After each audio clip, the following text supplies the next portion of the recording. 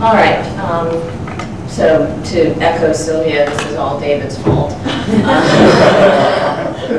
But here I am.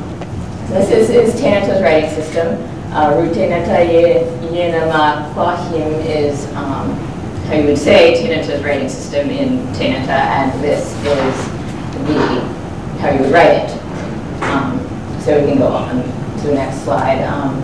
Tenata has basically kind of three-part writing system, which actually is partially morpheme-based. So apparently that's not a real thing, but this isn't a real language either. So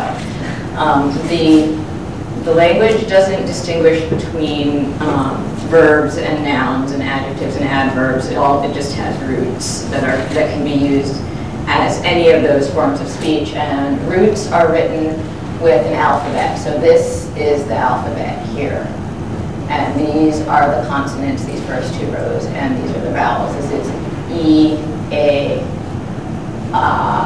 O, and U. So it's a fairly simple phonology, because I'm not a big fan of phonology. It makes my head hurt. So this phonology is really simple. But then the root is distinguished by these other classifiers. These are suffixes, and they basically can suffix to any root to kind of further distinguish their meaning. And then, so this is just an example of a few of them. There are more. And then these are verbal inflection, which forms a separate word that's normally at the end of the sentence. If we go to the next slide, it'll be more clear. So go ahead. This is Kenya, water. This is K-I, Nya, and the A. And so that's not, you'd never see this written because it's not a complete word. This is just the root. So it takes a suffix, which is here, and a prefix, which is here. And so it's kind of read this way, in a U kind of thing. So this is rukinyamin. The men suffix indicates food, and so therefore it becomes drinking water. And the ru is a really complicated prefix, actually. There are 8, I think, cases in Tenata, which can be used to indicate the different functional parts of a sentence. So they'll indicate the action, the recipient of the action, beneficiary. There's direction, location, instrumentive.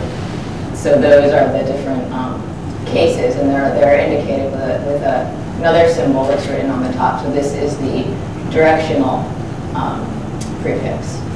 So this is kakinya, me, to the river. Me is the living suffix, so living water is technically the translation for river. So this is an example of a complete sentence here, and it's read left to right. This is a word, this is a word, and this is a word. And so basically this is a root with a prefix and a suffix the same way this is a verbal inflection word. So this is mood, which is negative. This is actually a pronoun. This is we. This means for others' benefit, which is one of the parts of the verbal inflection system is beneficiary. There's for one's own benefit, for others' benefit. You always indicate this in, you don't always, you can leave them out if you need to, but this is a reversal morpheme, so it indicates that it's against our benefit. And this is we, others' benefit, so everyone's benefit, but everyone's detriment, basically. And this is the imperfective. So this is read the same way as these from here around. And then this is a evidentiality, or basically this means it's common. This indicates common knowledge, everyone knows, and this is true. So these are two different morphemes that there's also ones that indicate the speaker thinks this is true, or you can also use a pronoun in here. So you can say, I believe this is true, or someone else believes this is true. So you're explaining where you have the proof of what you're saying. And this can also be false, or so if you wanted to say, so-and-so said this, but I don't believe them, you would have an I false indicator on your sentence. So we can go on to the next slide. This is a longer sentence, and it has a couple of interesting features. Basically, it works the same way as the previous one did. You'll notice a few things here that don't have translations, and that's because they're not spoken. So one interesting feature of Tenata's writing system is that you don't actually have to read everything. Or when you're writing it, you can duplicate some elements to create a pleasing aesthetic, or to kind of emphasize something but you might not necessarily read the emphasis. So for example here, the so is setting off. So this is, she had to set aside part of the harvest to dry, is this first part. And then this second part is, so I cooked dinner while she worked. The so is repeated and mirrored down here to kind of set off that section of the sentence. But it's only spoken at the first instance, so you're not going to repeat the word when you get here. You're just going to kind of skip over that. And the same thing is with this while statement here. The while is repeated. And then again up here, the verbal inflection is repeated here just because it makes the lines even. And so in Tenata, writing has a very, it's an aesthetic thing. You're not going to just write down all kinds of mundane occurrences all the time. It's kind of special. And so when something is written down, it's written with an I for it's going to be preserved and something that's supposed to be admired. And so there'll be a lot of, so the repetition is often just to make it look good. If a line does have to be broken short, it will be filled in. There's an example of that. I translated wrote my Conlang relay text in Tenata's writing system, so that will be in the poster, but it's not right now, actually. But that's pretty much all I have to say about it. If there's any questions, I'll do my best to answer them.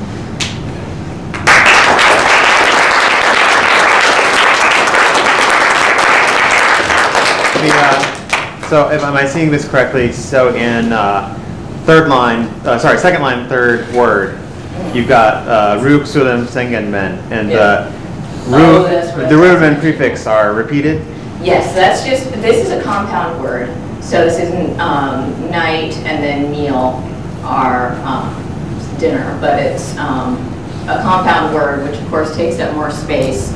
So since you're still only having the one prefix and suffix on there, they're repeated just again to fill up the space, but they wouldn't be repeated in spoken.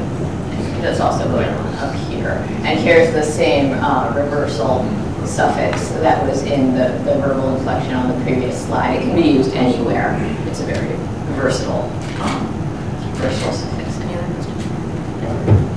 So I have about 7 questions. I'll just try to ask the shortest one. So you have the alphabetic system, right? That's the one system. And then you have kind of, it almost seems several secondary systems.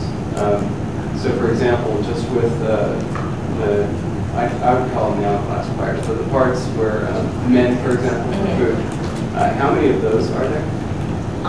Right now, I think there's probably about a dozen.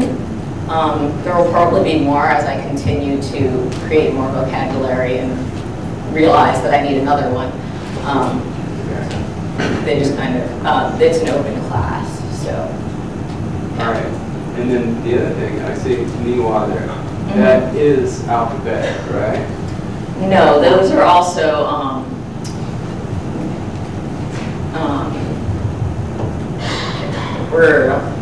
conjunctions and prepositions and those sorts of things are also kind of logographic, just symbols. So, yeah, they're functional words. They don't really have semantic. I mean, they have semantic meaning, but they're not going to really ever be modified.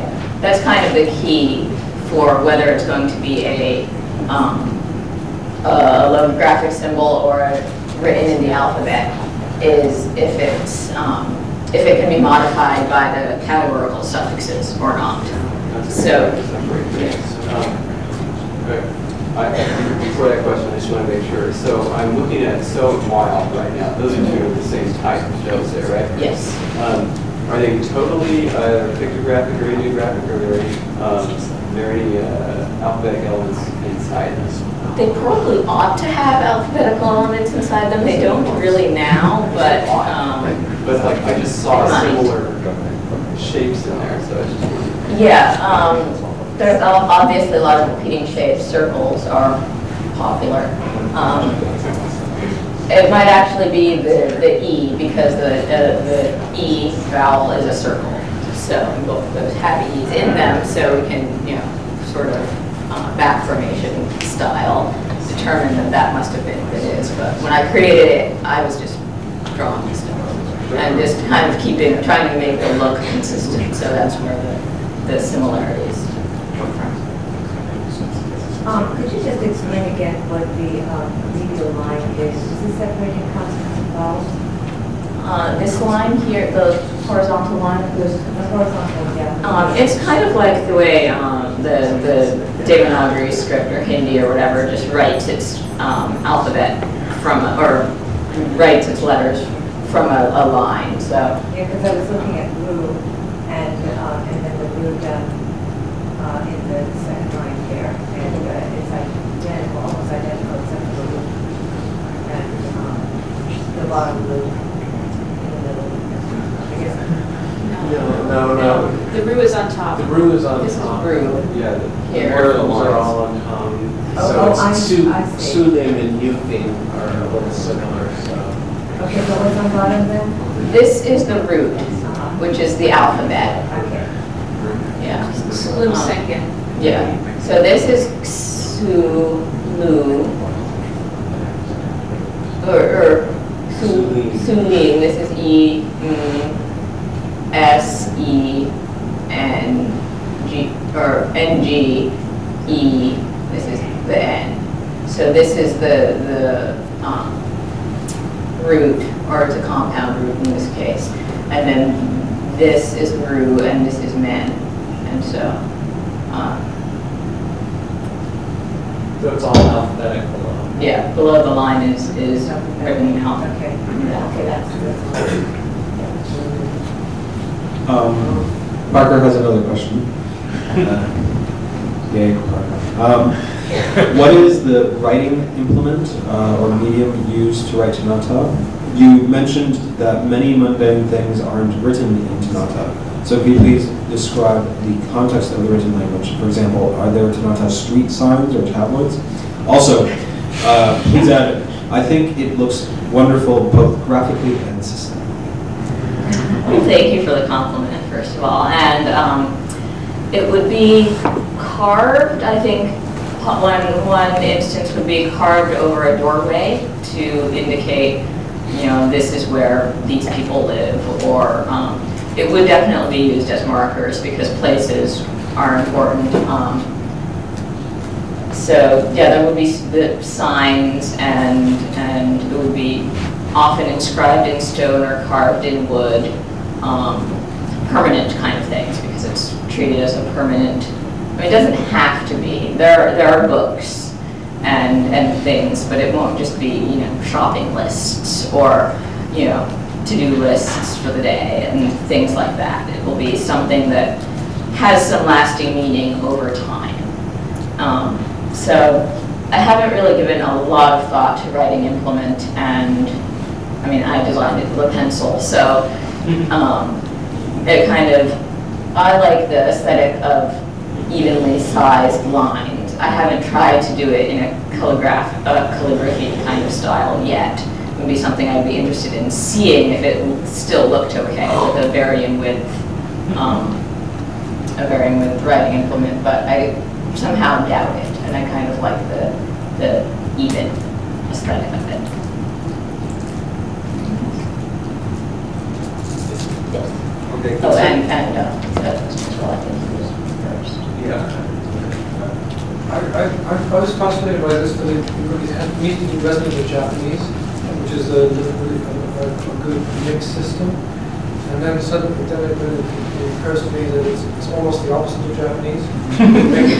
Yeah. It really There's is. a distinction between full and empty words. And the full words are the roots, and they're written with kanji. And then the inflections are written in kana in the syllabary. And was that a conscious decision to reverse that?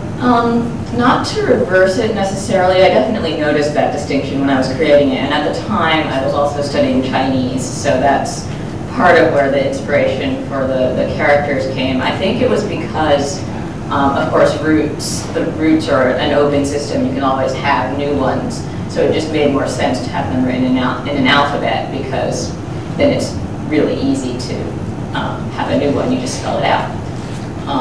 So I kind of liked the similarity and oppositeness from Japanese, because I've always thought the Japanese writing system was really interesting, complicated. Yeah, this is more of a cultural question. You were speaking about the writing being used for important things. I'm wondering if maybe in this culture there's some writing is considered maybe to have some religious importance, some kind of spiritual power. Have you done anything on that? I haven't done much thinking on that yet. I would assume it probably would if I ever do start developing the religion of the culture a little bit more in depth. I'm sure writing would play a big part in that. Yes. So if they never write down their shopping list, are they really good with mnemonics or something? Probably. I mean, it's also a small village-based system, so they probably aren't, driving long distances to get their food. So. You want to? Any other questions? Yes, go. Have you considered perhaps creating an informal writing system based upon the alphabet only? I have, and I think that there definitely would be. First drafts, for example, may not have the characters fully written out, and then it probably would, I could see it going one of two ways. I thought about either still maintaining the top and bottom distinction, but spelling out the things that would normally be written in morphemes. So this would actually say Rumi along the top, or just spelling it just left to right along the word as it would be. So I think if writing were being used for a more utilitarian purpose, they probably would write it like that, just using the alphabet. But that would probably be not as common. Thank you very much.